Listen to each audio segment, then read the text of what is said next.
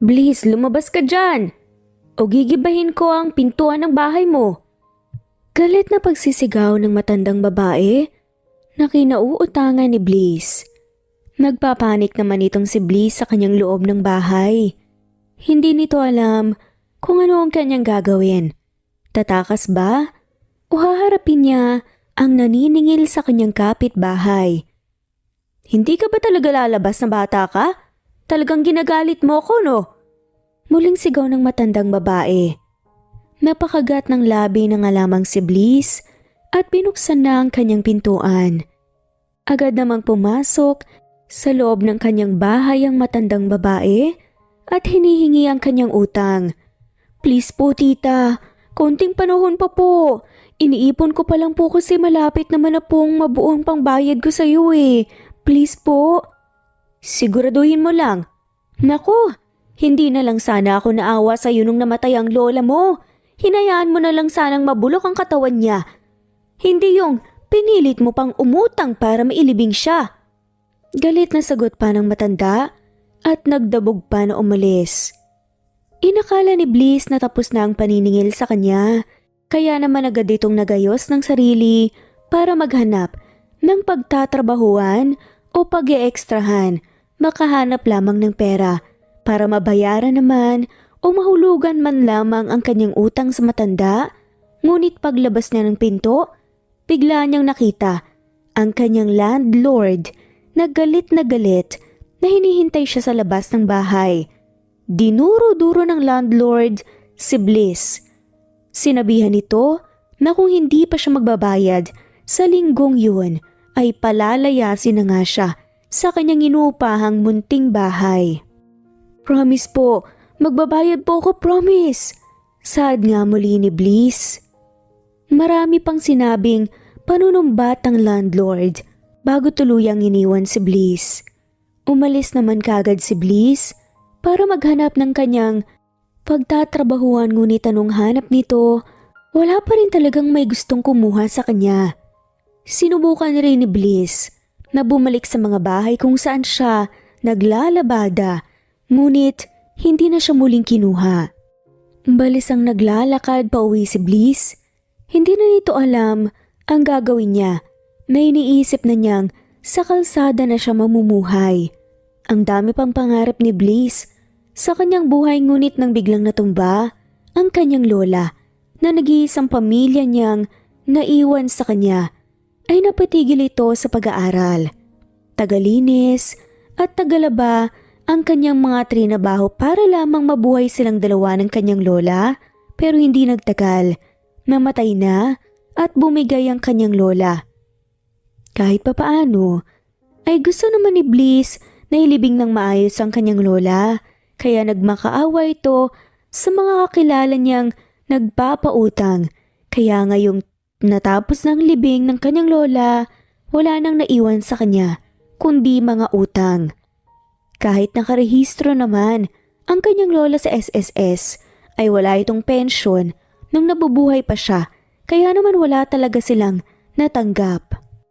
Natigilan naman si Bliss sa paglalakad pa uwi nang bigla niyang narinig ang usapan ng mga nagtatrabaho sa club ng kanyang kapitbahay. Pinag-usapan ng mga babae ang pagbenta nila ng kanilang katawan para makakuha ng malaking halaga, lalo na at nabalitaan nilang mga mayayaman daw ang bibili sa kanila. Seryosong nakikinig si Bliss sa usapan ng mga babae nang hindi niya napansin ang kanyang natapakang tae. Ano ba namang buhay to? Pati ba naman pagtapak ng tae? Ano ba naman kasi itong barangay na to? Barangay tae. Sigaw na nga lamang niya. Dahil sa hindi inaasahang pagtapak ni Bliss sa tae, wala na itong nagawa kundi magmadaling pumasok sa kanyang bahay para linisin ito sa kanyang nag-iisang sapatos.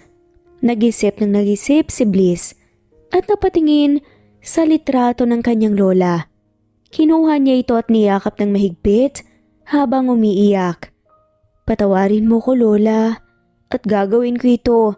Alam kong hindi mo ako pinalaking ganito, kaya sana huwag kang magalit sa akin. Ayoko pong makita ang multo mo. Natatakot ako eh. Kinabukasan, hinantay ni Bliss sa tapat ng kanyang bahay ang mga babaeng narinig niyang nag-uusap kahapon at nang dumating sila, ay agad na naglakas loob si Bliss na kausapin ng mga to. Mataray na tinignan siya ng mga babae. Nagtataka kung bakit biglang lalapit sa kanila ito. Anong kailangan mo? Kung uutang ka, umalis ka na rito sa harap ko. Galit na pagtataboy ng isang babae. Natakot naman si Bliss. Ngunit alam niyang ito na lang ang kailangan niyang gawin para makapagbayad ng mga utang. Napalunok ng laway si Bliss at pinilit nga ang sariling magsalita. Ate, hindi ako uutang. Narinig ko kasi yung usapan niyo kahapon tungkol sa mga mayayaman. Malawak namang napangiti ang dalawang babae.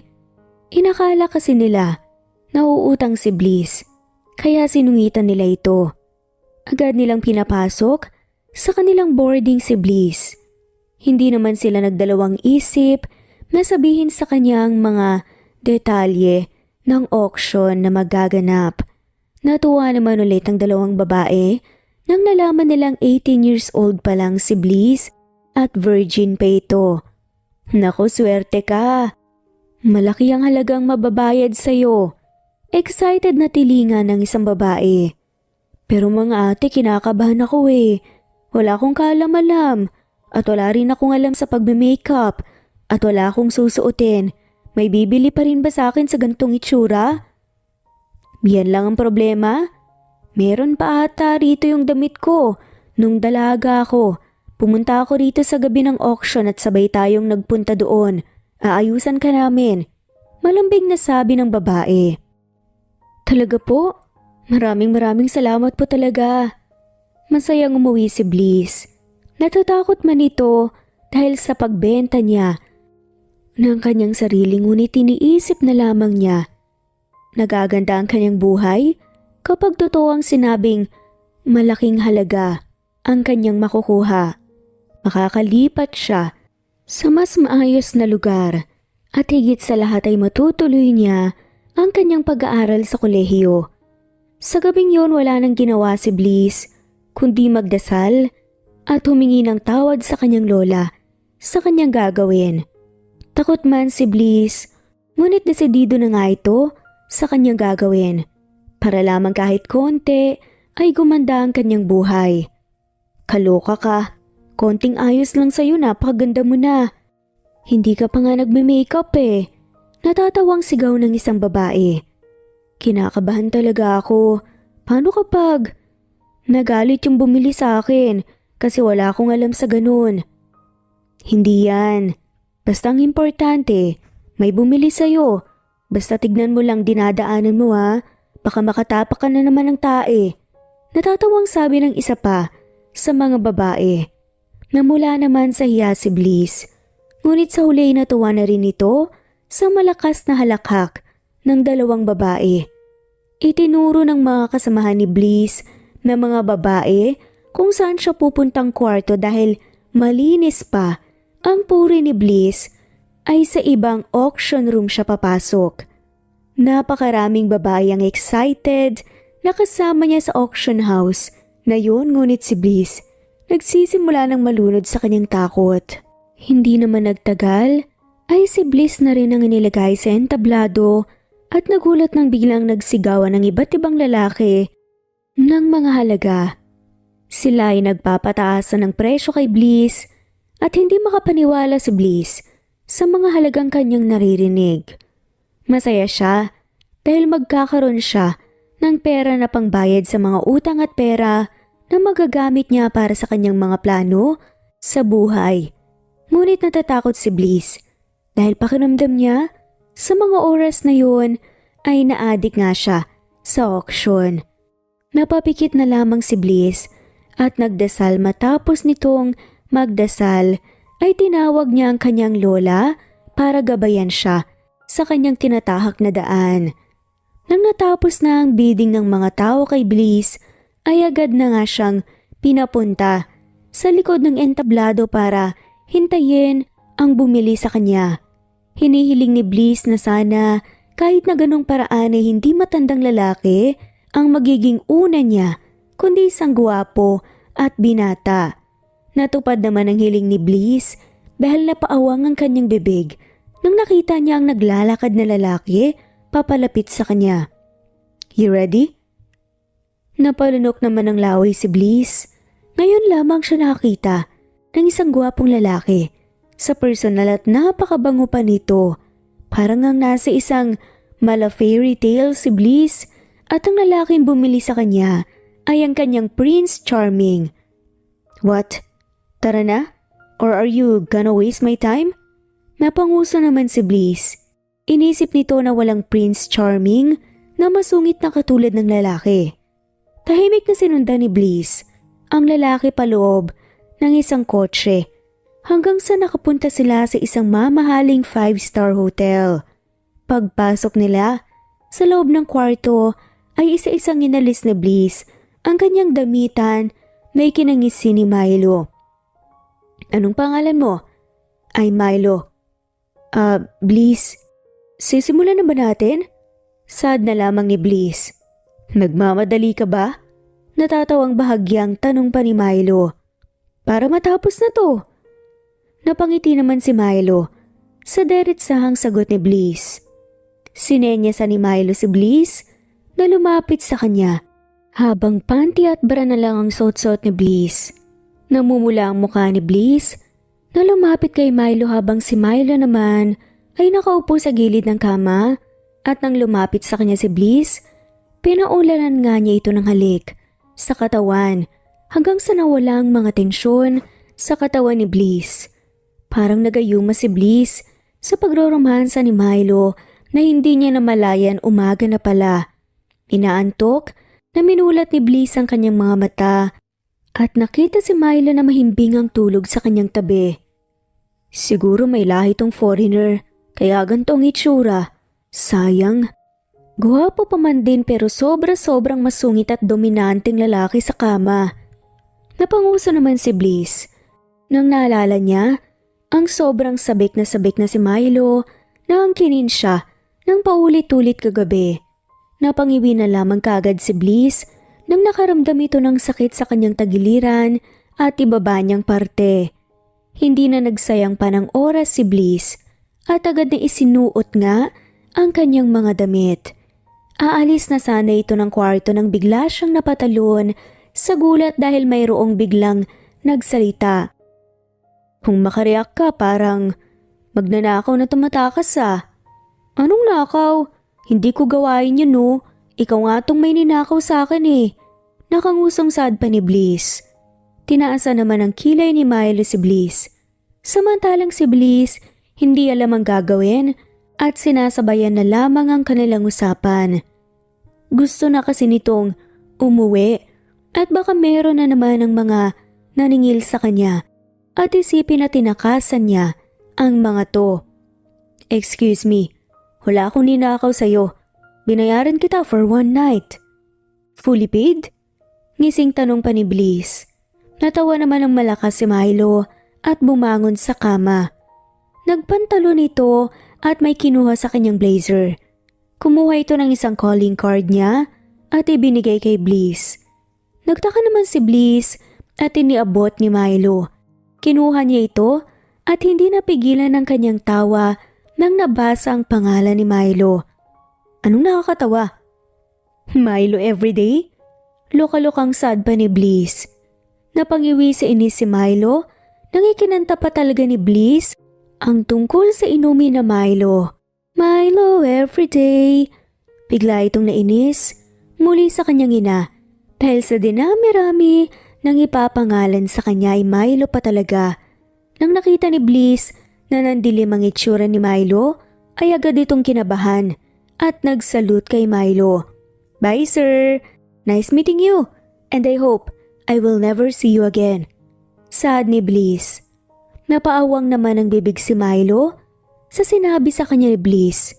Tumakbo naman kaagad si Bliss palabas at paalis ng hotel. Dumiretso naman ito sa lugar kung saan naganap ang auction. Napangiti sa kanya ang manager ng auction habang iniaabot sa kanya ang malaking bag. Nang tinignan ni Bliss Ang laman, napasinghap ito ng malakas. Hindi niya akalain na sa isang gabi lang ay mayroon na siyang limpak-limpak na pera.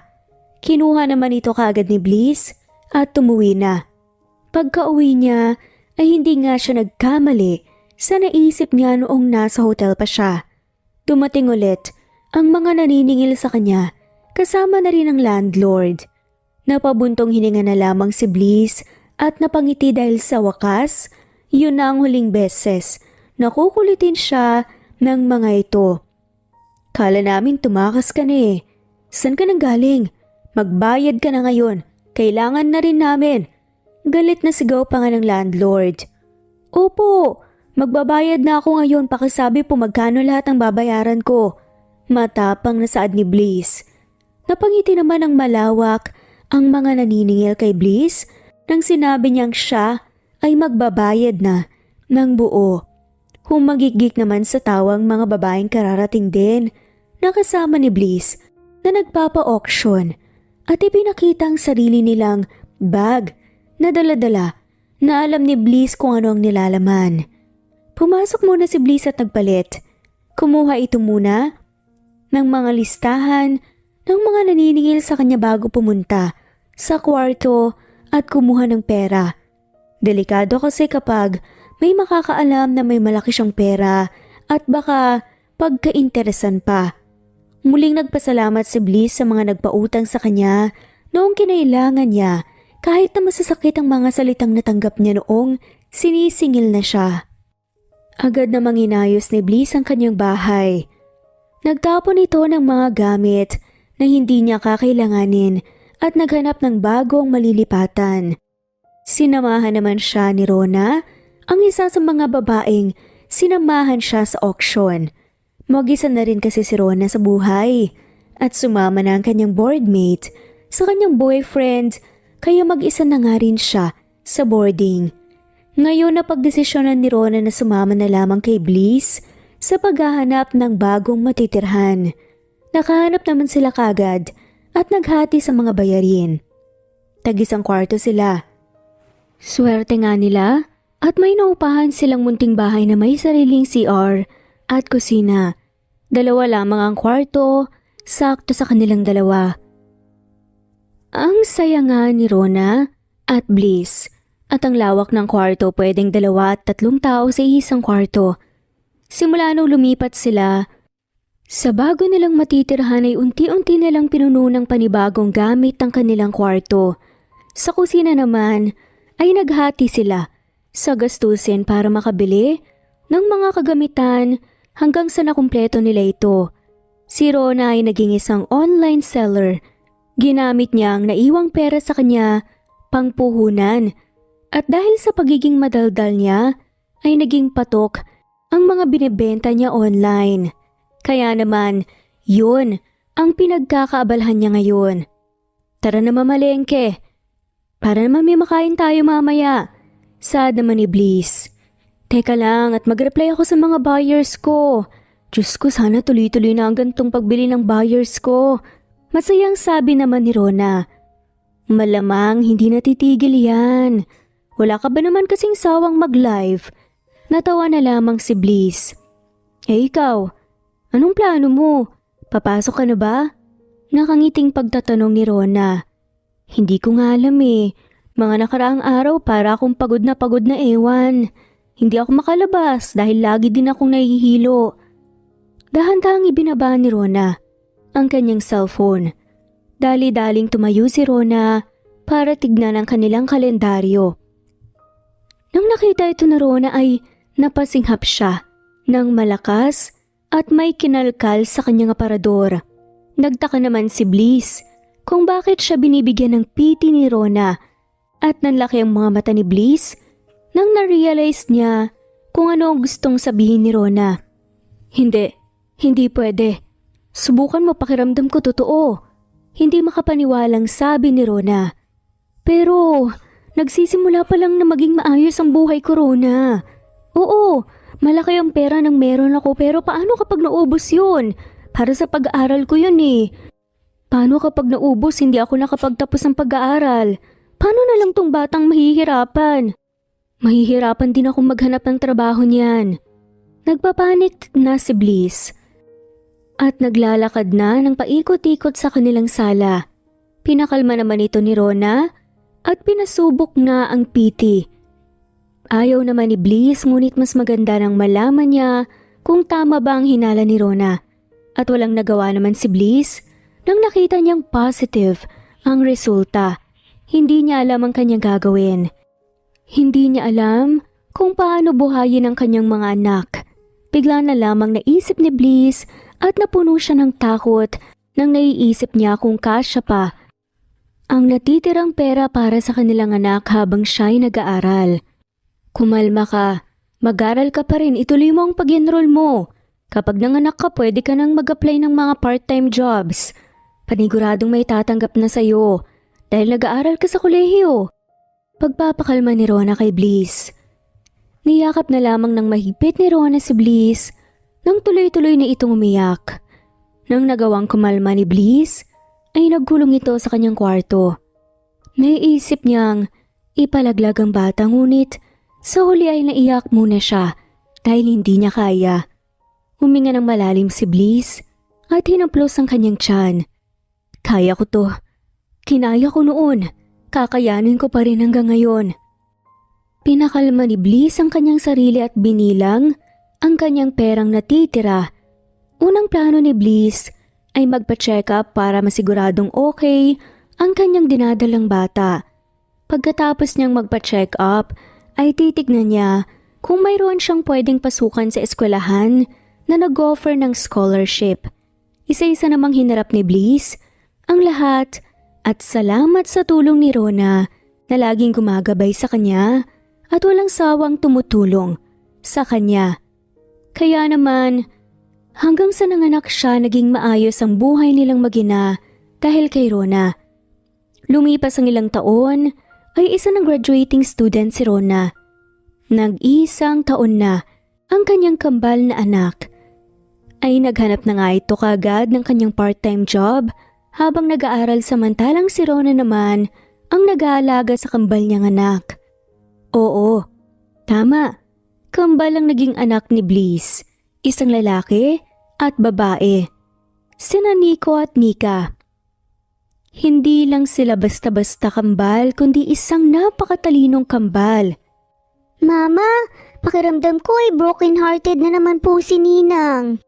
Kunot noong sabi ni Nico. Kaya nga mama, sira-sira na naman ang makeup at hindi po lumalabas sa kwarto eh.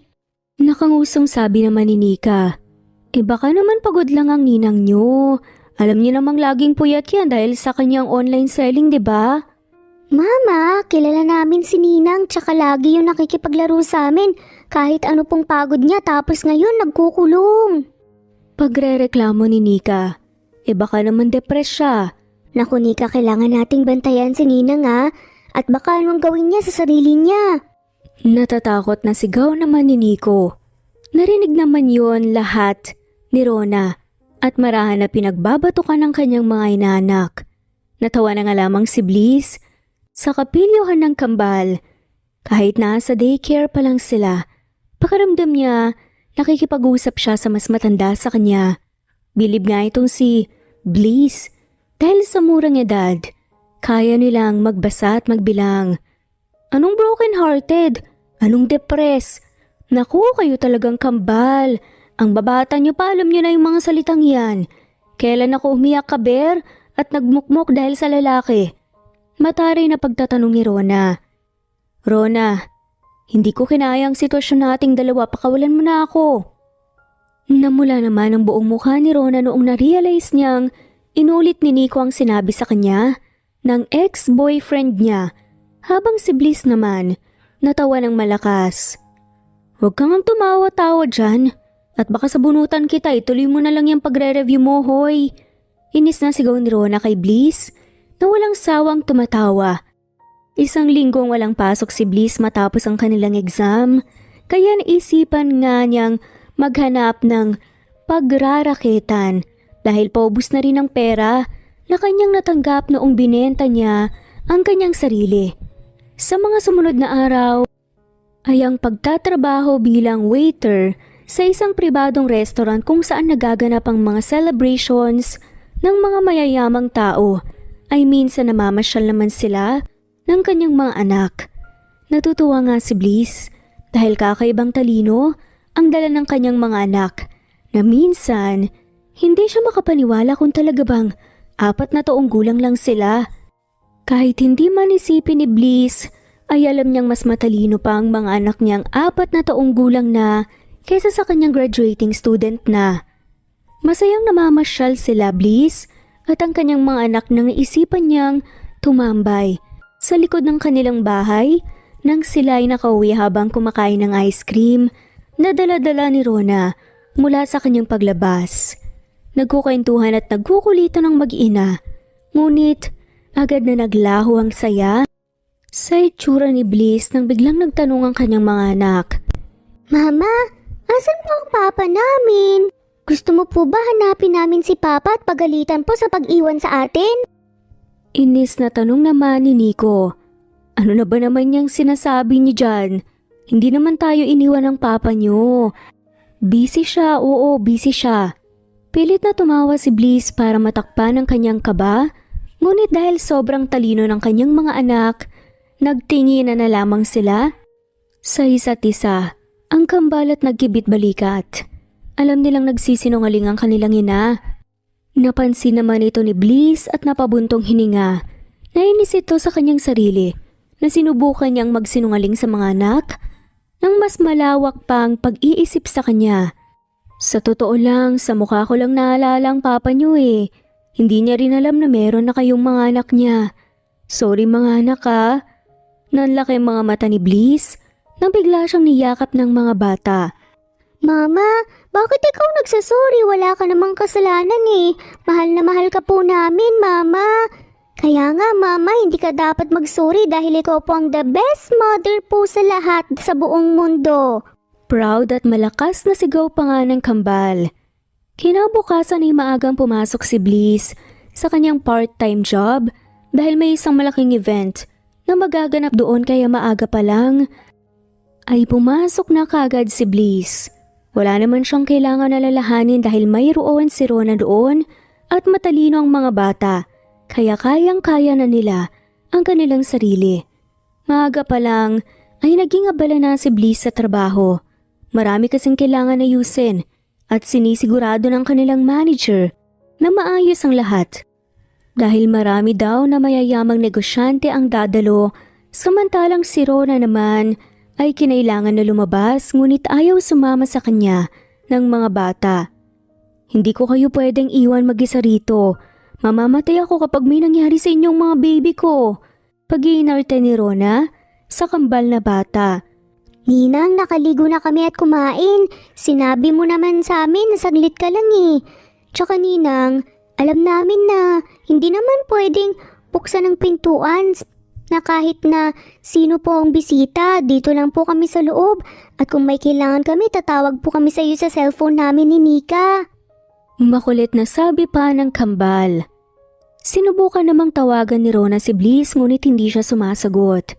Matapos ang pagsubok na tumawag ni Rona, may tumawag naman sa kanya. Gusto kasing i-pick up ng buyer niya ang bulto-bultong order niya kay Rona dahil luluwas siya ng ibang bansa. Sayang naman ang kita ni Rona kaya hindi niya na alam ang gagawin niya sa mga oras na yun. Ninang, alis ka na. Kaya na po namin to. Tatawag na lang po kami kapag may gusto po kami, Ninang. Pangungulit at malambing naman na sabi nila Nico at Nika. Huminga ng malalim si Rona at sunod-sunod na nagbilin sa mga bata. Bago umalis, ay sinigurado muna ni Rona na nakalakang lahat ng bintana at pintuan. Sinigurado rin ni Rona nang siya ay makalabas ng bahay na nailak ng maayos ng kambalang pintuan nila. Para mas lalong safe, ay nagbilin si Rona sa kanilang kapitbahay na patanda na masayang pumayag sa pagbantay sa bahay nila. Nagmadali na si Rona sa kanyang pupuntahan para makauwi kagad habang ang kambali abala sa panunood ng TV at paglalaro ng telepono. Napasinghap naman ng malakas si Nika nang may batang ipinalabas sa TV na kamukhang kamukha ng kanyang kahambal. Nico, halika rito sa sala, dali. Ano ba yun, kambal? Naudlat tuloy ang paghihi ko. Saad ni Nika at pagrereklamo naman ni Nico. Tinuro naman ni Nika ang TV at nagulat si Nico. Naisip ni Nico kung sino yun at nasabi sa kakambal na baka mayroon pa silang isang kambal na hindi nila alam. Sasang-ayon na sana si Nika nang biglang isa-isang ipinakita ang picture ng batang lalaki. Hanggang sa kanyang pagtanda, nagkatinginan kagad sina Nico at Nika. Doon palang alam na nilang siya ang ama nila. Matagal na nga nilang hinahangad. Dahil napabalita ang success ng lalaki sa TV at ang event na kanyang inorganize, nalaman ng kambal ang address ng restaurant kung saan sila pwedeng magkita-kita, kung saan nila pwedeng kumprontahin ang lalaki. Pero maniniwala ba si Papa kapag sinabi nating anak niya tayo? Paniguradong hindi. Baka palisin lang tayo doon lalo na at mayaman pala si Papa. Nagalin lang ang sabi ni Nico at problemadong sabi naman ni Nika.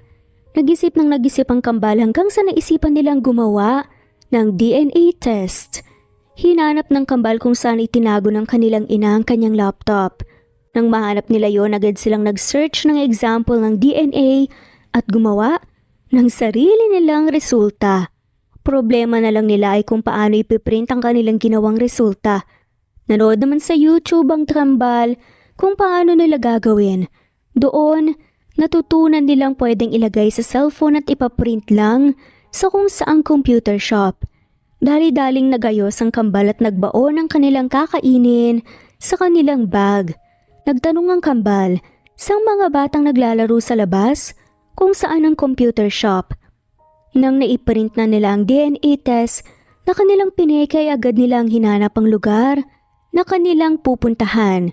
Mabuti na lang at mayroong mabait na dalagang estudyante ang naghatid sa kanila sa restaurant.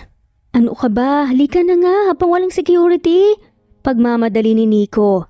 Maghahawak kamay na naglalakad sa restaurant ang kambal hanggang sa may narinig silang nagsasalitang lalaki sa isang mic. Sinundan nila ang boses hanggang sa nakita nila ang kanilang sinasabing Papa sa stage na nagsasalita sa harap ng maraming tao. Ayun siya! Siya yung nasa TV! Excited na sigaw ni Nico. Tara na kambal, kausapin na natin si Papa! Masayang sigaw naman ni Nika. Pumasok naman ang kambal sa malaking kwarto sa loob ng restaurant kung saan ang lalaking hinahanap nila. Katatapos lang ni Milo magpasalamat sa mga dumalo sa kanyang celebration party nang may nakapansin sa kambal na batang nakatingin sa kanya. Kunot noong bumaba sa stage si Milo at parang minamagnet ito papalapit sa kambal. Nang napansin ng kambal na nakatingin si Milo sa kanila, ay lumapit sila kay Milo. Anong ginagawa niyo rito sa gilid? Naliligaw ba kayo? Tanong ni Milo. Ikaw po ang Papa namin. Anak mo kaming kambal. Sigaw ni Nika kay Milo sabay itinaas ng kambal ang kanilang kamay at tinuro ang lalaki.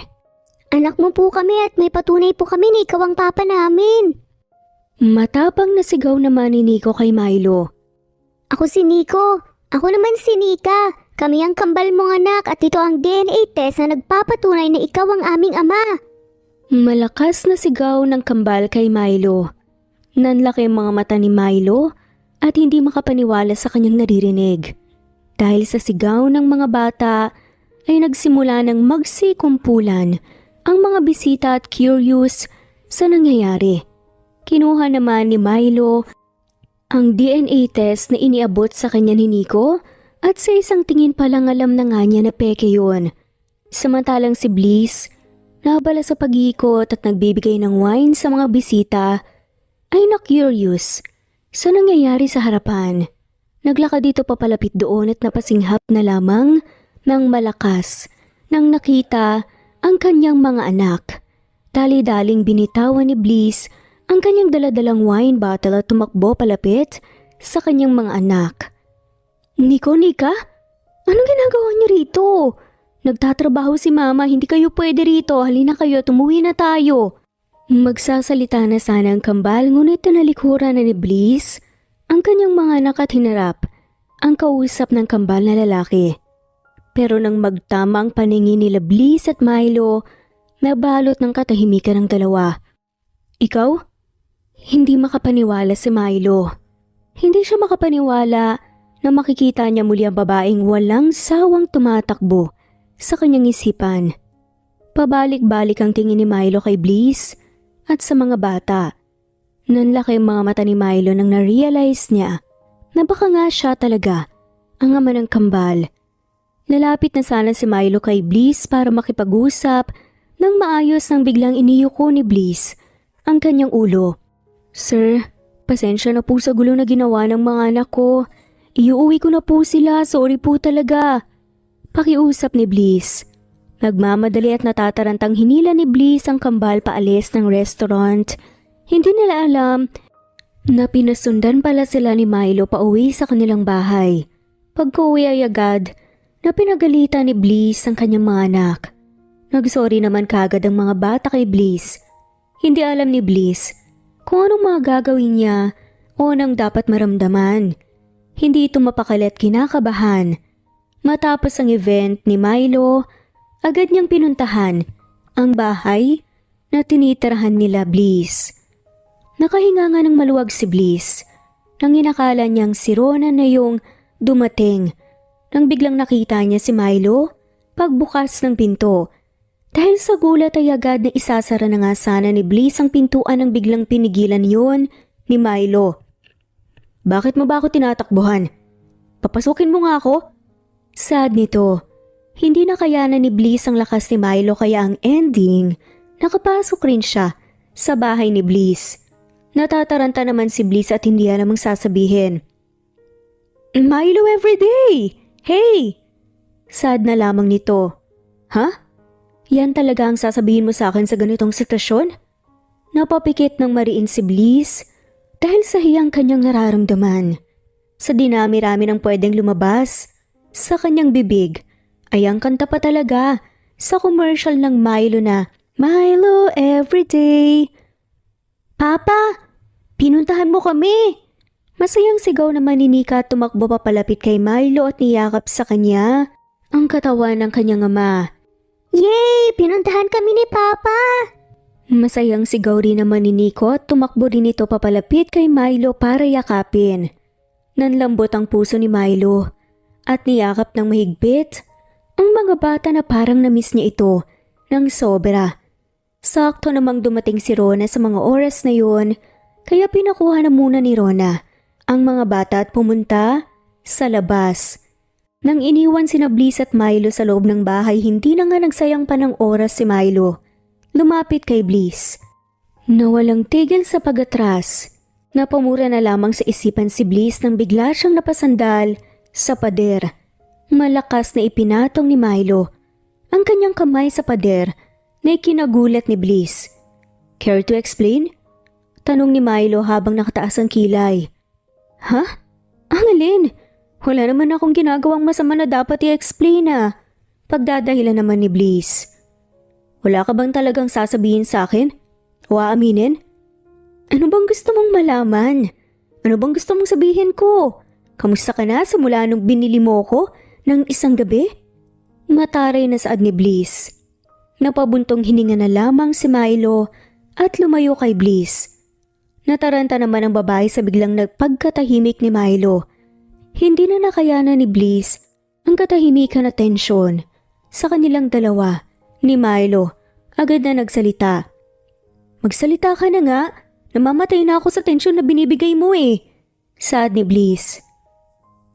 Sige, magsasalita ako. Anak ko ba sila?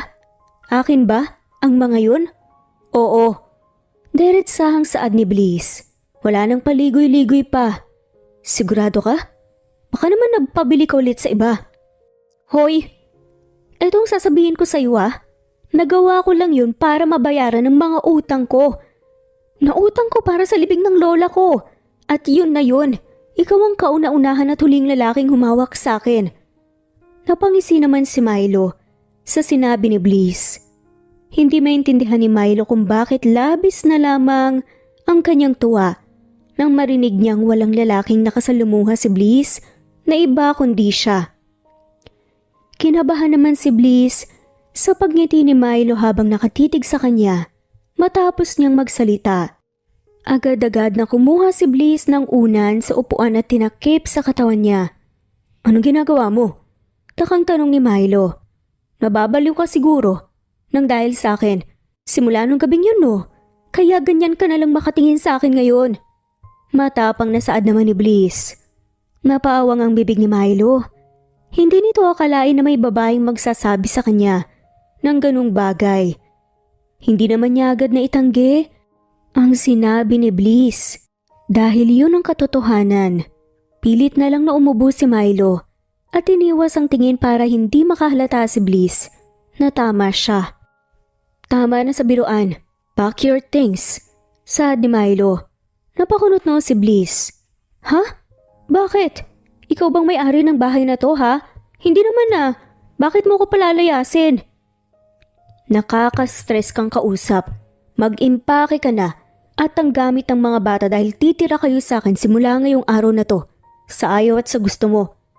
Tila nagbabanta na saad ni Milo. "Alam mo pala desisyon ka. Ayoko nga." Napagat na lamang ng labi si Milo. Ito ang kauna-unahang nakaharap siya ng taong hindi susunod sa kanya at sinasagot at kinokontra ang bawat sinasabi niya. "Ilang taon ang nawala sa akin para magpakama sa mga anak ko. Kaya kung ayaw at sa gusto mo, uuwi kayong maghihin ako sa akin." Napangusa naman si Bliss at nanlambot sa narinig niyang sinabi ni Milo na mag-iina niya sila. Susunod na sana si Bliss sa kagustuhan ni Milo nang bigla siyang nagising at tumilingaling. Muntik na yun ah. Iba talaga ang powers ng mga gwapo. Inis na sabi pa ni Bliss sa kanyang isipan. "Pwede mo naman silang hiramin. O kaya dumalaw ka. Bakit pa kailangan nakasama kami? Huwag mo na nga akong kontrahin at baka hindi ako makapagpigil. Hindi ka na makalakad bigla dyan." "Bakit sasaktan mo ko?" saad ni Bliss. "Oo, sasaktan kita sa paraang alam kong gustong gusto mo." Sagot pa ng pilyong si Milo. Nang narealize ni Bliss ang ibig sabihin ni Milo, ay agad itong kumuha ng isa pang unan sa upuan at tinakip sa kanyang katawan. "Lumayo ka sa akin! Sisigaw ako rito!" saad ni Bliss. "Alam mo bang ilang beses akong nagkandarapan hanapin ka? Ni minsan hindi ka nawala sa isipan ko. Nawalan ako ng interes sa ibang babae at ngayon na nahanap na kita, nalaman ko na may mga anak pala tayo.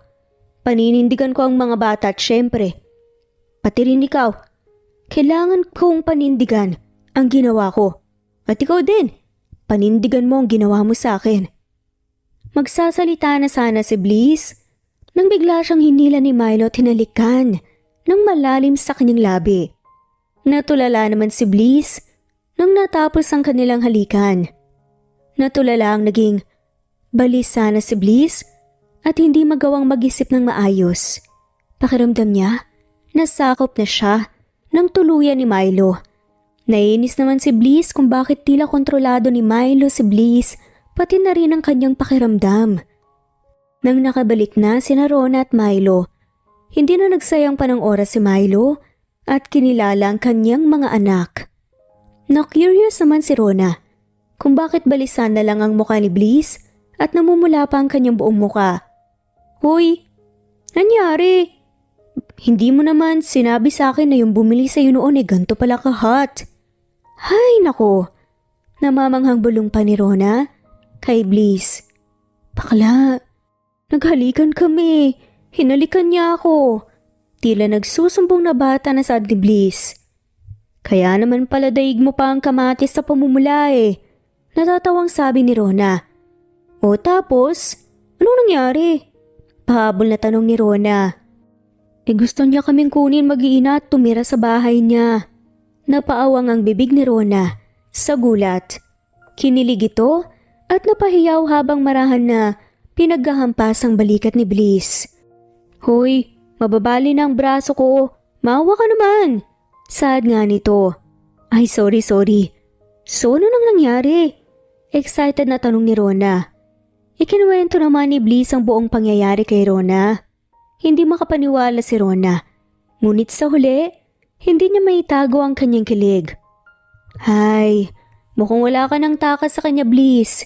Panindigan mo na siya katulad ng sinabi mo at baka tuluyan ng mabaliw yung ama ng mga anak mo.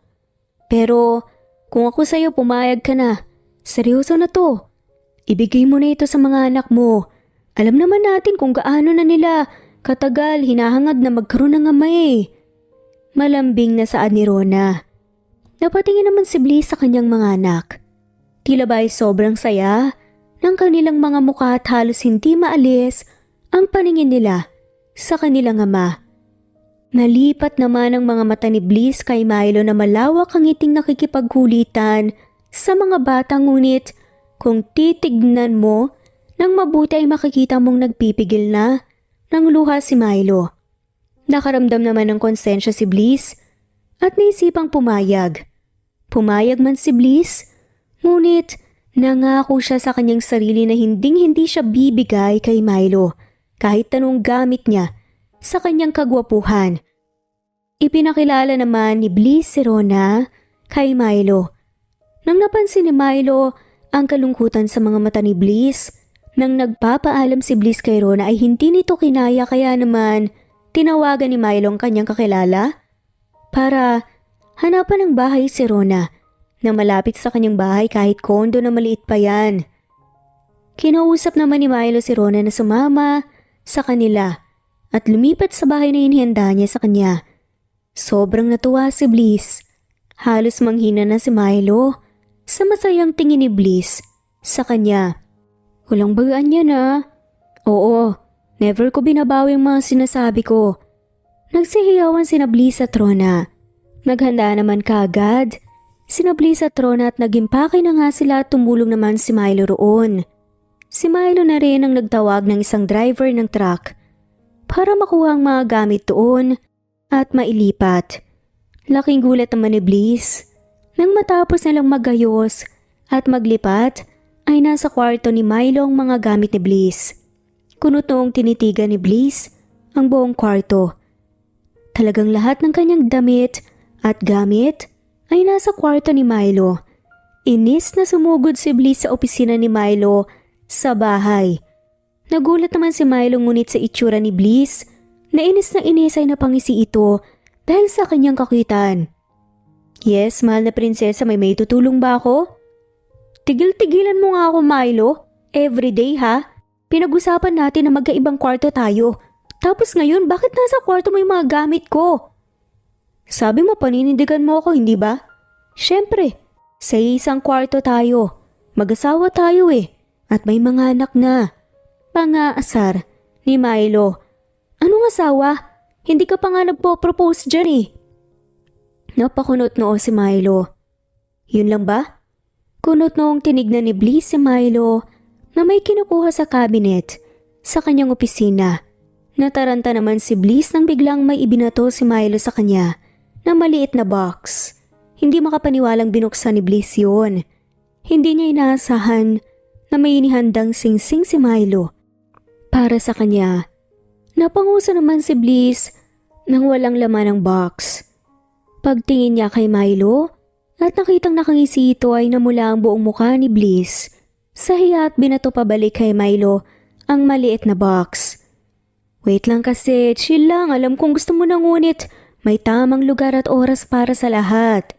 Natatawang saad ni Milo. Aba Milo anong feeling mo na gusto ko? Nagulat lang ako no.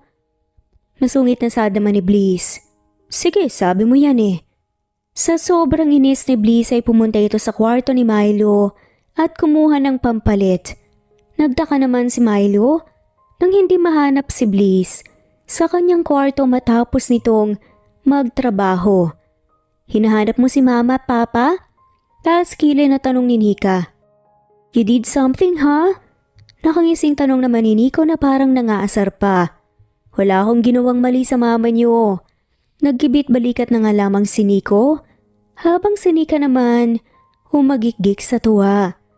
Napanguso naman si Milo at hinanap si Bliss hanggang sa natagpuan niya ito sa kama ng kanyang kambal na anak.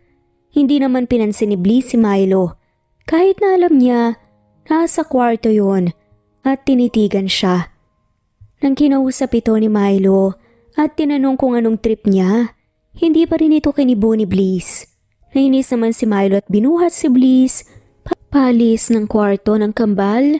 Kahit na anong protesta nito, humingi naman ng tulong si Bliss sa kanilang mga anak.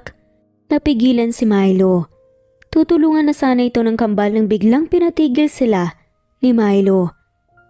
Mayroon akong transformer sa office at isang baby doll na nagsasalita. Ibigay ko na lang ba yun sa kapitbahay? Tanong pa ni Milo. Natigilan naman sana Nika at Nico. Nagkatinginan silang dalawa tumakting na hindi nakikita ang kanilang ina. Napawang ang bibig ni Bliss sa pag-iwas ng kambal sa kanya. Trinaydor niyo ako para sa laruan? Tanong nito. Natawa na lamang si Milo sa pagkukunwaring pagiyak ni Bliss para kunin ang awa ng kanyang mga anak. Ngunit, nang sinilip ni Bliss, ang mga bata ay hindi siya narinig dahil kinuha na nila kagad ang mga laruan na sinabi ni Milo at naglaro. Umiling-iling na lamang si Milo at inayos ang pagkabuhat kay Bliss. Hinawakan ni Bliss ang pader sa pintuan para pigilan si Milo sa paglabas sa pintuan. Kung hindi ka sasama sa akin sa kwarto, sisiguraduhin kong hindi ka na makakalakad ulit kinabukasan. Hindi makapaniwalang tinignan ni Bliss si Milo na nakangisi sa kanya. Napalunok ng laway sa kaba si Bliss at dahan-dahang binitawan ng pader sa pintuan. Marahan na inihiga ni Milo si Bliss sa kanilang kama. Tinakala nga ni Bliss na may mangyayari sa kanila.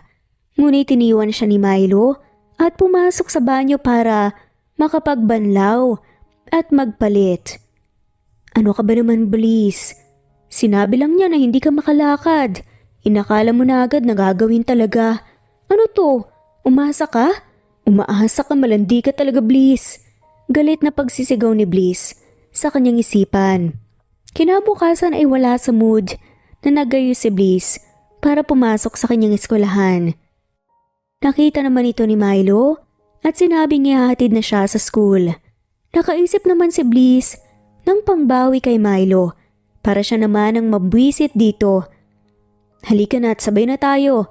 Ihahatid na kita sa eskwelahan mo. Aya nga ni Milo. Hindi na kailangan. May magsusundo sa akin. Tila nonchalant na saad ni Bliss. Napakunot na si Milo. Sino naman? Boyfriend ko.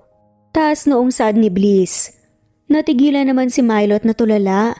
Pakurap-kurap itong nakatingin kay Bliss. Hindi na pinansin ni Bliss si Milo at iniwan na ito na nakatulala. Pinilit pa ng driver si Bliss na ihatid siya ngunit hindi ito pumayag at nag-commute na lang. Curious na nakatingin ng kambal sa kanilang ama na nakatayo lamang at nakatulala na parang estatwa. Papa, alam mo namang nagbibiro si Mama, di ba? Nagtatakang tanong ni Nika. Huwag mong guluhin si Papa, Nika. He is affected. Tignan mo, hindi na nga makapag-isip kagad ng maayos eh. Pangasar na sabi naman ni Nico. Affected? Sino ako? Alam kong nagjo-joke lang si mama niyo kaya bakit naman ako maapektuhan? Nagkibit balikat na lamang ang kambal at umalis na. Nauna na sila sa pagpasok sa kotse ng kanilang ama. Hindi naman makapaniwala si Milo sa attitude na ibinigay sa kanya ng kanyang sariling mga anak. Ito ba ang sinasabi nilang mahirap kalabanin ng sarili mong ugali? Inis na tanong pa ni Milo sa kanyang isipan. Hindi mapakali si Milo habang asa loob ng kotse. Napansin naman ito ng kambal at hindi mapigilang tumawa. Papa, bakit hindi mo na lang po sundan si Mama? Kaya nga Papa, para masigurado ka kung totoo po ba yun o hindi. Natatawang saad nila Nico at Nika. Napanguso na lamang si Milo at sinabihan ng mga anak na hindi siya affected sa sinabi ng kanyang ina na may boyfriend siya. Pero kahit anong pagmamatigas ni Milo ay baka sa kanyang mukha ang pagkataranta. Pagkahatid ni Milo sa kanyang mga anak, sinabihan niya ang driver na pumunta sa eskwelahan ni Bliss. Patagong, hinahanap ni Milo si Bliss ngunit hindi niya na ito naabutan dahil halos wala ng estudyante na pumapasok. Kaya naman ang ginawa na lamang ni Milo ay pumasok sa trabaho at sa huli ay maagang umalis ito sa kanyang trabaho para sunduin si Bliss. Hindi kasi nito alam ang eksaktong labas ni Bliss kaya naman inagahan na lang nito. Kuya, anong giningiti-ngitingin mo dyan? Sabi mo kasi sir hindi ka apektado pero daig pa natin ng stalker sa pagmamasid dito ah. Natatawang sabi ng driver ni Milo. Sinisiguro ko lang kung maayos ang lagay niya sa paaralan. Natawa na lamang ang driver at umupo na rin sa gilid habang nagtatago silang dalawa ni Milo. Kunot noong tinignan naman ni Milo si Bliss dahil sa isang lalaking tumapik sa kanyang balikat at tumalis. Ano yun? Bakit may hawakan na nagaganap? Sigaw pa ni Milo. Sir, tinapik lang po yung balikat. Baka nagpaalam lang. Mahinang sabi ng driver nito. Ang sumunod naman ay habang naghihintay si Bliss ng sasakyan, biglang may kumausap sa kanyang kaklase na lalaki. Biniro-biro si Bliss hanggang sa natawa ito ng malakas. Abang sarap ng tawanan ah. Sad muli ni Milo. Sir, tignan mo ng mabuti yung lalaki, naka-makeup po. Seryosong sabi naman ng driver. Napatingin naman si Milo sa kanyang driver. Sino bang boss mo? Ikaw sir, bakit po? Nagtatakang tanong nga ng driver. Inikutan na lamang ng mga mata ni Milo ang kanyang driver at binalik ang kanyang paningin kay Bliss. Ngunit, hindi na ito muling makita si Bliss. Abala sa paghahanap si Milo na kahit anong kalabit ng kanyang driver at pagtawag sa kanya ay hindi niya ito pinapansin. Ano ba kuya, hinahanap ko siya. Sa tanda mong yan, nag-i-stalk ka? Bliss? Anong ginagawa mo dito? Tapos sa bang klase mo, halika sabay na tayo. Gulat at biglang sabi ni Milo. Akmang bebeso na sana si Milo nang biglang tinulak ni Bliss ang mukha ni Milo palayo sa kanya. Pumasok na lang ng sasakyan si Bliss, ngunit patago pa rin itong nakangiti dahil alam niyang naging success ang pagbawi niya kay Milo. Kuya, bakit hindi mo naman sinabi na papalapit na pala siya? Kasalanan mo to eh. Sir, kinakalabit na kasi kita kanina tapos nangingisi-ngisi ka pa. Umiiling na sabi ng driver habang nagkakamot ng kanyang batok. Napaawang na lamang si Milo sa kanyang driver. Nasa biyahe na sila pa uwi nang nakasalubong nila si Rona kasamang mga bata. Nang naitanong kung saan sila nagpunta, sumama pala ang kambal kay Rona papunta sa grocery. Naisip naman bigla ni Bliss na mag-grocery na rin sila dahil napansin niyang wala nang kalaman-laman ng kusina ni Milo. Akala ni Bliss ay magiging masaya ang pag-grocery nila, ngunit wala pang isang oras ay naiinis na ito sa kanyang mga anak at sa kanilang ama na si Milo. May makikita kasi silang gustong bilhin, ay tinitignan muna ang contents ng bawat pagkain at pinagtatalunan. Nagpapaligsaan si Milo at ang kambal tungkol sa kaalaman nila sa mga bagay-bagay. Kay Milo nga talaga nakuha ng katalinuhan ng kambal. Tignan mo, nakikipagkompetensya na ang kambal kay Milo na pinakamayaman sa buong bansa na atin at nasabihan na isa sa mga genius. Namamanghang sabi ni Rona habang pinapanood ang pagtatalo at pagde-debate ng mga bata at ni Milo. Napabuntong hininga na lamang si Bliss at hindi na pinansin ang mag-ama. Hindi na lamang nakayanan ni Bliss ang inis ng mga ito nang pati sa counter habang sila ay nagbabayad at nagtatalo pa sa computation. Piso lang ang naidagdag sa kanilang babayaran. Pinagtatalunan na ng mag-ama. Hindi naman inakala ni Bliss na sa bawat lagay niya ng bagay at pagkain sa kanilang carts ay nami-memorize na nga ng mga bata at ni Milo. It's 459 pesos, Nico! Sigaw ni Nika sa kanyang kakambal. Nakakalimutan mo atang pinalitan ni Mama ang brand ng corned beef na kanyang kinuha kaya napalitan din ng presyo. Paglalaban naman ni Nico. No, it's 513 pesos. Bumili si Mama ng water bottle kanina dahil sinabi niyang nauuhaw daw siya. Look at the cart, oh! Napaawang na lang ng bibig sila Rona at Bliss. Lalong-lalo na ang kahera ng grocery. Tinulak na lamang ni Bliss si Milo at ang kambal palayo sa kahera. At siya na ang humarap sa kahera. Magbabayad na sana si Bliss nang biglang iniabot ni Milo ang kanyang ATM sa kahera. I'm sure 513 pesos lahat ng total. Pwede bang tumigil ka na? Saad ni Bliss. Bakit tama ako sa computation ko? Magaling ang mga bata pero hindi pa ganun kagaling kagaya ko. Ang tanda-tanda mo na Milo. Pati mga anak natin papatulan mo ba naman? Naggibit balikat na lamang si Milo. Tinulungan si Bliss sa pagbubuhat ng kanilang grocery. Sa mga sumunod na araw hanggang sa dumaang buwan, naging maayos naman ang pagsasama nila Bliss at Milo. Puno ng kulitan, pero masaya sila.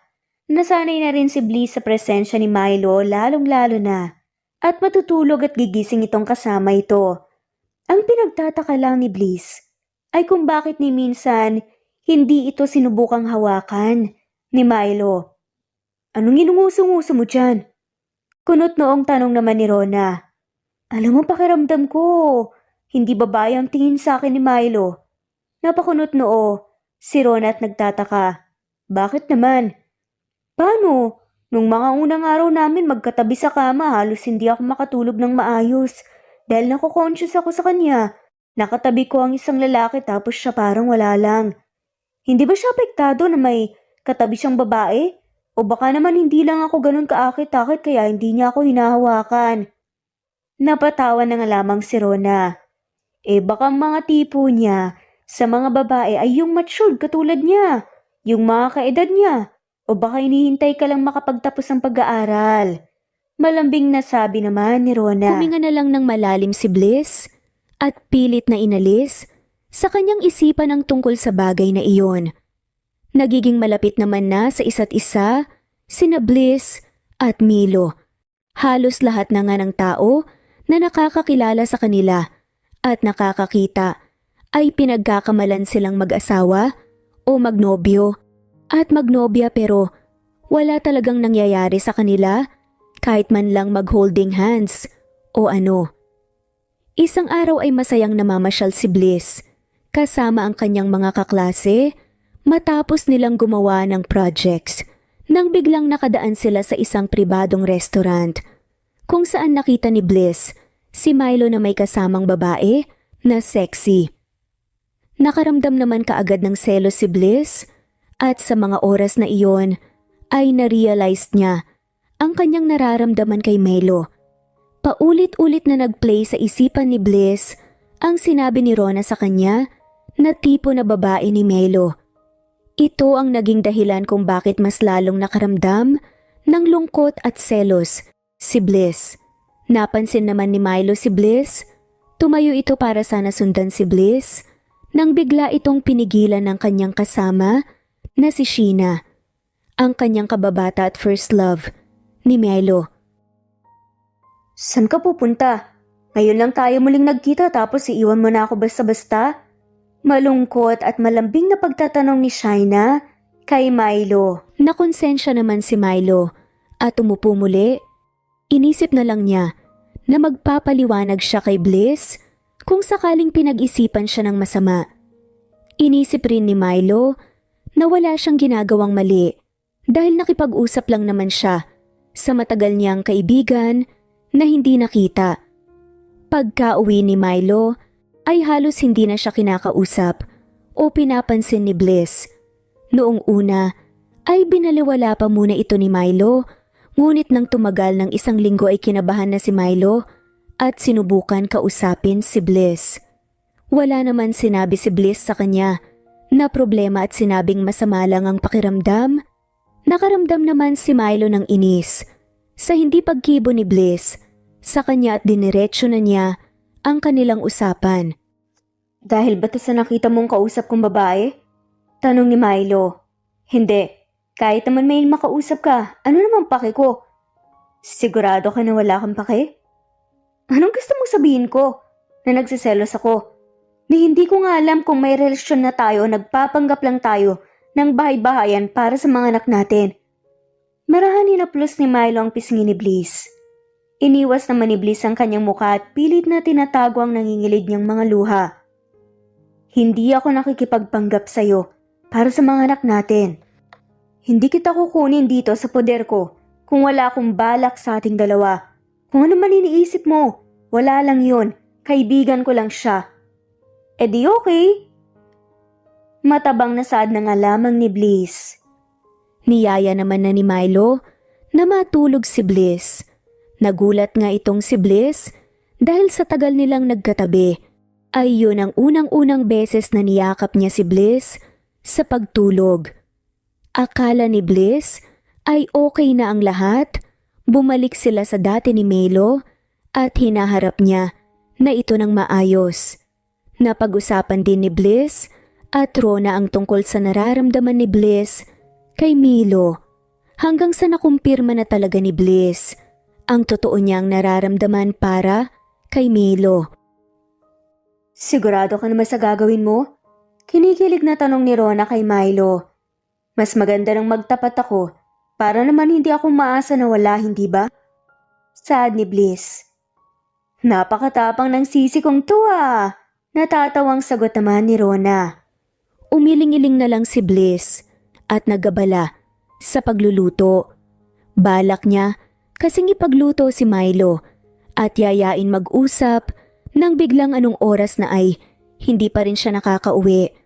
Buong gabing hindi umuwi si Milo dahil sa pag-aalala ay kumuha na ng pampalit si Bliss na damit ni Milo at nagbaon ng pagkain dahil iniisip niyang baka dahil sa trabaho kaya hindi nakauwi.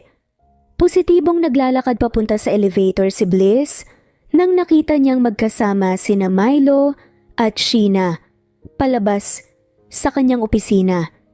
Hindi naman nagawang lumapit ni Bliss, kundi tumakbo ito paalis at naghanap ng lugar kung saan siya pwedeng magtago hanggang sa nakapunta siya sa isang banyo.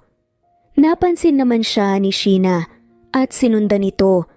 Pakiramdam ni Bliss ay hindi ito makahinga sa sobrang sikip ng kanyang pakiramdam sa dibdib. Pilit na kinakalma ni Bliss ang kanyang paghinga nang biglang pumasok si Sheena at nginisiyan ito. Ikaw yun ano? Yung babaeng binili niya ng isang gabi at nabuntis. Natatawang pagtatanong ni Sheena. Ano bang pinagsasabi mo? Tanong ni Bliss. Wala. Gusto ko lang namang malaman eh. Bakit ka nga pala dito? Oo nga pala. Seeing you na may daladalang pagkain at damit pang palit? Hindi ka nga pala inuwian ni Milo. Matari na sabi ni Sheena. Umuwi man siya o hindi, ano naman sa akin yun? Pilit na pinapakita ni Bliss ang matapang na personalidad niya at hindi basta-basta sa harapan ni Sheena. Nginisian lang ito. Ang cute mo pero hindi ka tatagal sa kanya lalong-lalo na at nakabalik na ako. Tignan mo to. Hindi ka inuwian dahil magkasama kami buong gabi. Hindi ba ang sweet niya? Akin ang phone mo. At kuhanan mo. Pustahan tayo. Itatago ito ni Milo mula sa'yo. Natatawang sabi ni Sheena. Napahawak ng mahigpit si Bliss sa kanyang cellphone at marahas namang inagaw ni Sheena ang cellphone ni Bliss at kinuhanan ng picture na nakatulog si Milo sa legs ni Sheena. Ano bang ginagawa mo? Akin ang cellphone ko? Wala akong pakialam kung anumang meron sa inyo. Sigaw ni Bliss. Nagpipigil ng mga luha si Bliss. Inagaw naman nito kaagad ang kanyang cellphone kay Sheena at tumakbo paalis sa banyo. Dere-diretsyong tumakbo si Bliss at sumakay sa sasakyan ni Milo pa uwi. Nagimpake ito kaagad at nagpunta sa bahay ni Rona. Nagtaka man si Rona, ngunit nang nakita ang umiiyak na mga mata ni Bliss, ay niyakap niya na lang ito. Hindi naman na nagsalita ang mga bata at nagtanong kung ano ang nangyayari. Pinapasok ni Rona ang mga bata sa isang kwarto. Kailangan ko ng alak, saad ni Bliss. Ha? Hindi ka nga uminom, bakit ka naman maghahanap ng alak? Naguguluhang sigaw ni Rona. Nangalkal naman si Bliss ng alak ni Rona at pinagtutungga ang beer na kanyang nahanap sa ref ni Rona. Pinatigil naman ni Rona si Bliss at tinanong kung ano ang nangyari. Sinabi naman ni Bliss ang lahat at pinakita ang picture nila ni Milo. Hindi makapaniwala si Rona sa kanyang nalaman at nakaramdam ng galit kay Milo. Inasikaso naman ni Bliss ang mga bata at nang nakatulog na ang mga ito ay binalikan niya si Rona na naghanda na ng mga inumin nila. Dinamayan ni Rona si Bliss hanggang sa nalasing ito dahil hindi naman umiinom ng alak si Bliss. Nakatanggap ng tawag si Rona mula kay Milo na hinahanap ang mga bata at si Bliss. Nang narinig ni Bliss na si Milo ang kanyang kausap, ay inagaw ni Bliss ang cellphone ni Rona dahil sa kalasingan. "Hello, anong kailangan mo? Huwag ka nang tumawag-tawag sa amin na hindi mo na kami makikita pa. Paalam sa'yo." Sigaw ni Bliss. "Ano bang pinagsasasabi mo? Ano na naman bang kaartehan to, Bliss? Tsaka nakainom ka ba?" Nag-aalalang tanong ni Milo. "Wow, kaartehan? Sino ba sa atin ang hindi umuwi at hindi nagsabi tapos malalaman ko na lang na andun pala, may kasamang babae at ang sarap ng tulog sa legs. Pasensya na ha, bata kasi ako kaya nag-iinarte ako nang wala sa dahilan." Sad ni Bliss. Umiyak na pinatay ni Bliss ang cellphone. Napawaw na lang si Rona dahil sa galit na kanyang nakita kay Bliss. Sa tagal na panahon silang nagsama ni Rona, ay ni minsan hindi niya ito nakitang nagalit man lang.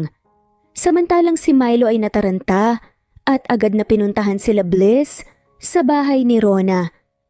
Pagdating ni Milo ay nakita niya ang lasing na lasing si Bliss at binuhat ito papasok sa kotse. "Bakit mo naman sinasaktan si Bliss? Napaka-inosente ni Bliss pero ganyan ginawa mo sa kanya. Akala ko totoong pinapakita mo pero nakakapagduda ka na, Milo." Seryosong sabi ni Rona kay Milo. Matapos ipasok si Bliss sa kanyang sasakyan. "Alam ko, aayusin ko to. Pangako, at hindi na muli mangyayari to. Pwede bang sa'yo na muna ang mga bata at ipasundo ko na lang bukas?" Tanong ni Milo. Tumango na lang si Rona at pumasok na sa kanyang bahay. Mas lalong nakonsensya si Milo dahil sa kanyang nagawa, dahil sa pagiging malamig sa kanya ni Rona. Masyado kasing overprotective si Rona kay Bliss, lalong-lalo na sa mga bata. Ngunit ni minsan, hindi niya hinadlangan ang tungkol sa kanila ni Bliss, kundi sumuporta lamang. Ngunit ngayon, nagsalita na si Rona kaya alam niyang sobra ang kanyang nagawa. Nang binuhat ni Milo si Bliss palabas ng kotse, ay nagising si Bliss. Laking gulat nito nang nakita si Milo at agad na kumawala sa pagkabuhat ni Milo. Dahil sa kalasingan ay nahirapan tumayo ng diretsyo si Bliss at ginabayan naman ito ni Milo kahit marahas na inaalis ni Bliss ang kamay ni Milo sa kanya. Pagpasok sa kwarto ay napaupo na lang si Bliss sa gilid ng kama at naging abala sa kanyang cellphone. "Bliss, kaya ako umuwi. Hindi dahil maraming ginagawa sa office, may bago kasi akong business na itatayo." Hindi naman na naituloy ni Milo ang kanyang sasabihin ng binato ni Bliss ang kanyang cellphone kay Milo mula sa kama. Kunot noong lumapit si Milo sa kama at tinignan ang cellphone ni Bliss. Laking gulat na lang nito nang nakakita siya ng picture na nakatulog siya sa legs ni Sheena pero wala naman itong maalala. "Hindi ko maalala to, ang huli kong matandaan. Pinauna ko siyang umuwi dahil ako nang magtatapos sa natirang trabaho namin at nakatulog ako sa opisina." Alam mo, sabi niya sa akin, hindi daw tatagal kung ano man ang meron sa atin dahil nakabalik na siya. Sad ni Bliss. "Magkaibigan lang kami ni Sheena, Bliss. Sana naman paniwalaan mo ko. Kahit first love mo siya, wala na ba akong dapat ipag-alala? Lalo na't ganyan ang ginawa ni Sheena." "First love? Saan mo naman nakuha yan?" Takang tanong ni Milo. Nahihilong tumayo si Bliss at kinuha ang isa sa mga libro sa bookshelves ni Milo at naglabas ng isang litrato nila ni Sheena noong kabataan nila na may nakasulat sa likod na mamahalin ni Milo si Sheena hanggang sa huli. Hindi alam ni Milo ang kanyang sasabihin sa mga oras na iyon dahil sa sobrang kaba. Pag-usapan na lang natin kung paano ang pagkikita nyo ng mga bata.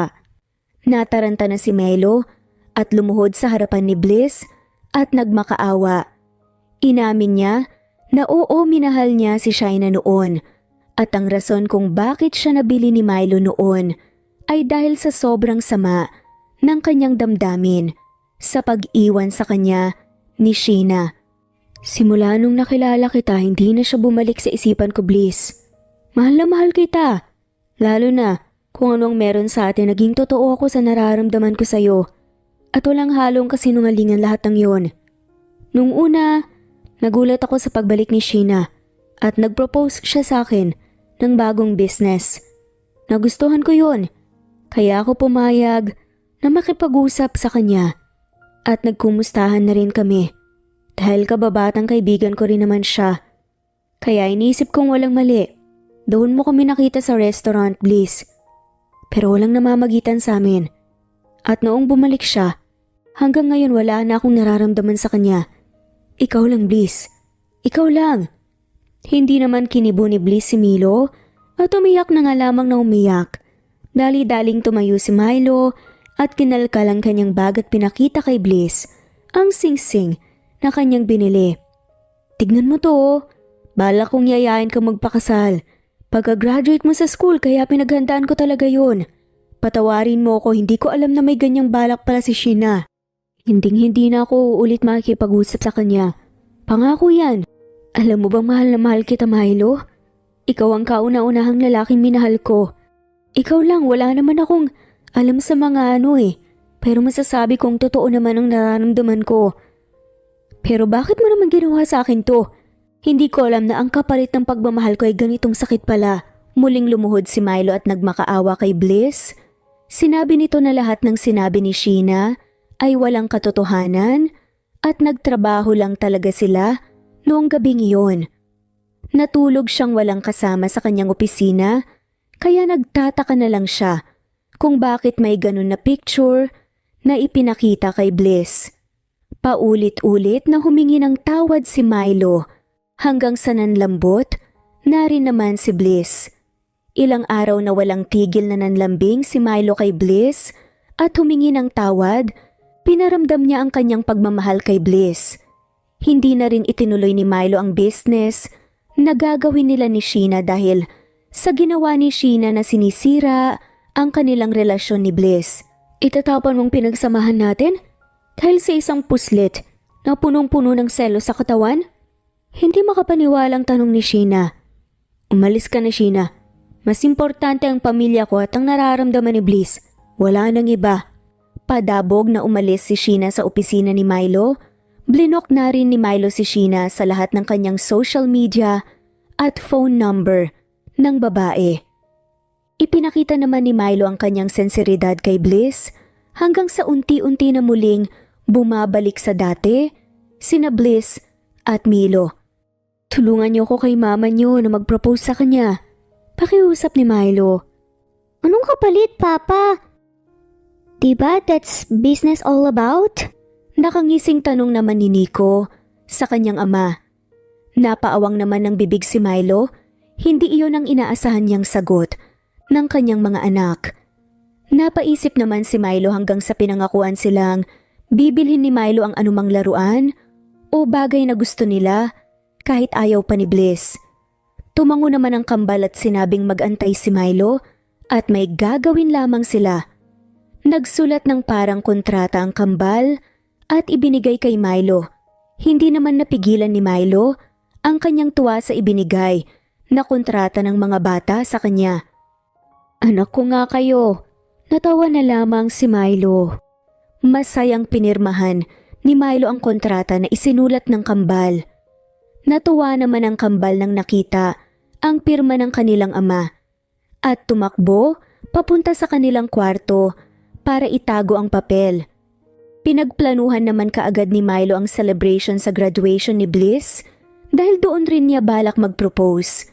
Hindi na sana sa graduation mag-propose sa si Milo dahil nasabi niya na iyon kay Bliss nang napansin niyang nakalimutan na ni Bliss ang nasabi niyang proposal sa graduation.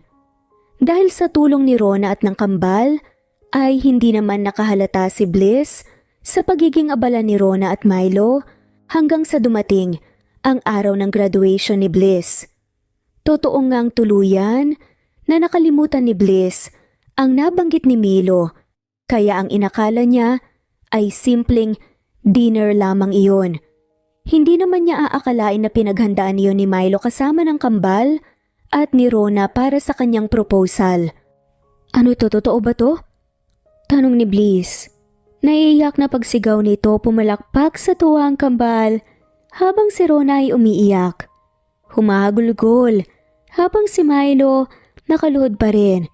My soon-to-be queen, will you marry me? Masuyong tanong nito. Tumangutango na si Bliss nang muling nagtanong si Milo dahil doon ay nakumpirma niya na totoo nga ang nangyayari at hindi siya nananaginip. Agad namang inasikaso nila Milo at Bliss ang kanilang kasal.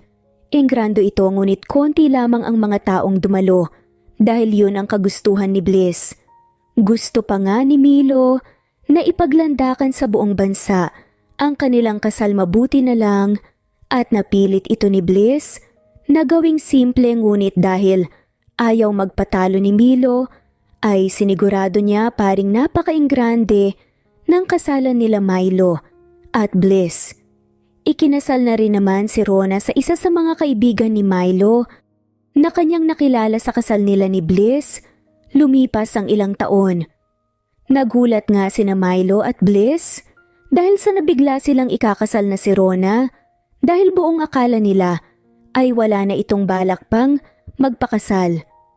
Si Sheena naman ay dumalo sa kasal nila Milo at Bliss ng patago.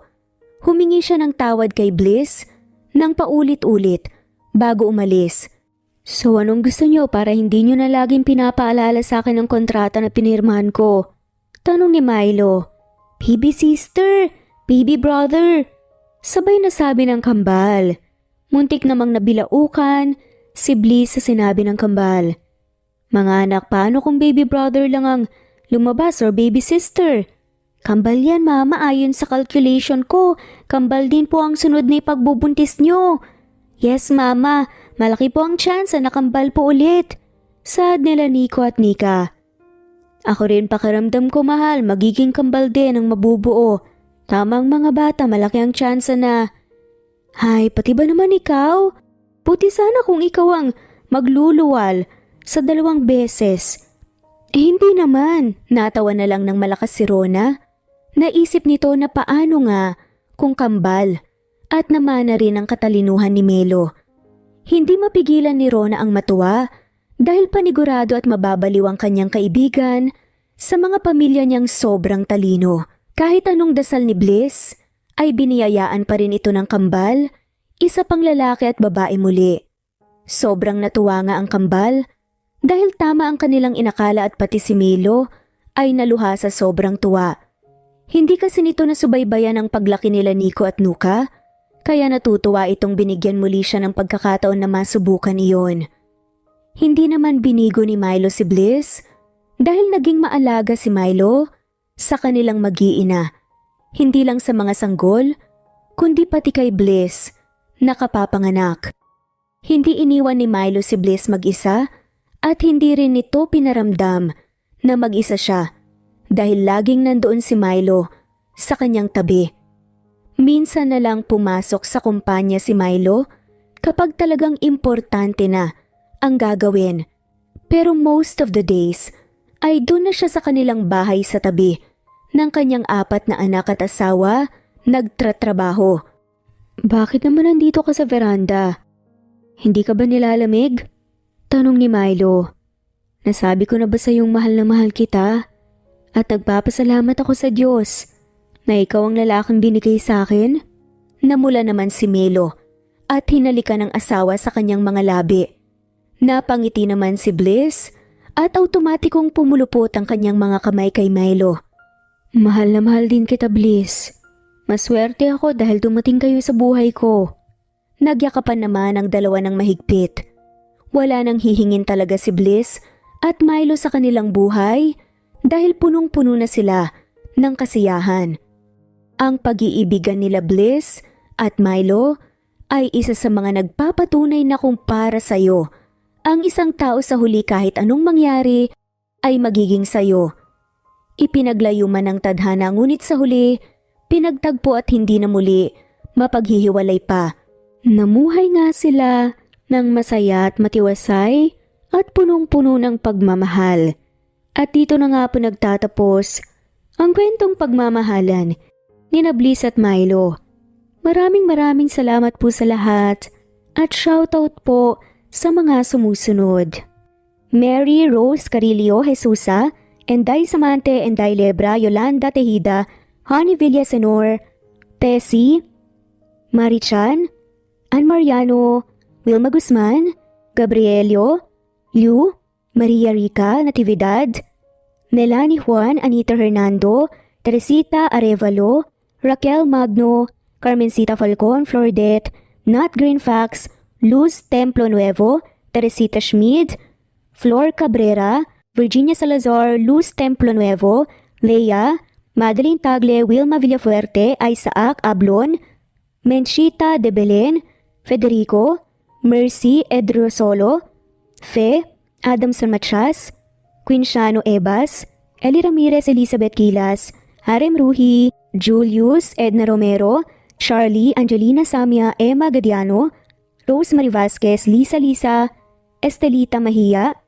Elvi Candontol, Corazon Danke of University of Eastern Philippines University, Teresita, Neil Bacolor, Evangeline Zamora, Charlie Jane Clemente, Susan Upaga, Susan Rodrigo, Fred Deliza de Guzman, Juby Hernandez, Helen Murillo, Edarlina Fahil, Rosie, Juliet Caday, Kuya Atok, Betty Losnong, Crescen, Susana, Tessie, Rumbawa, Lovina Galang, Aida Jurado, Emily Kinlog, Mirna Hamero, Liz Berito, Gabrielio, Juan Spotify, Imelda Fortes of Columbus City, Larry Malapaya, Dance, Remy's Life Official, Ellie Evangelista Anderson, Choi Choi, Ri, Jasmine Baya, Jerowina Aquino, Emeguba, Marilyn Babula, Shane Villarmino,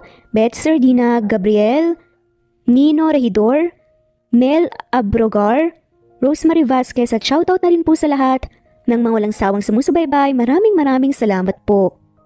Veronica Briseño, Violeta Murillo, Teresita, Teresa Bulie, Christine Flores, Nesbeth Hanaban, Flor Salvalion, Kuwait, Raquel Labay, Kuya Atok, Lani Pardillo, Eva Violeta, Presbyteres Rose, Amy Regalado, Teresita, Pres Cavilla Havana, Precious, Lilian Naubebe, Eli Evangelista Anderson, Marziel Arcilias, Rosemary Palaganas, Rose Martinito, Ding Liege, Alexa Gomez, Jomira Bueno, Amy Fenovares, Irma Emma, Lali Emralino, Tortillas Gaming, Matea Estrera, Annalie Flor, Rosemary Tinito, Rosemary Palaganas, Excelsis Tagala, Emily Kinlog, Rosemary, MM, Penning Escal, Neri Cabangon, Lucia Baldo, Rosemary Vasquez, Londono Villas, Faye, Rosemary, Angelo, Vicky Adlaon, Mercy Villantes, Rezeline Unday, Allen, Ace, Nino Regidor, Jeyo Cadtec, Escapades Matilda, Irma Valerio, Agustina Aniceto, Cecilia Alvior, Naitan Canada, Lily Roda Barcial, Eli Ramirez, Doris Day Pangan, Lynn Lee of Macau, Reyes, Rebecca Tezuka, Noel Macero, Rizalina Credo, Mitchie Karch, Romel Carion, Juliet Panlilio, Lynn, Merlilyn Zenny Marion, Wenoni Anya Lucas from Bacolod City, Merlina Aparata, Annalyn Nantes, Flordet, Lorena Utod, Faye, Anita Hernando, Roach Ann Rodriguez, at shoutout na rin po sa lahat ng mga walang sawang sumusubaybay. Maraming salamat po.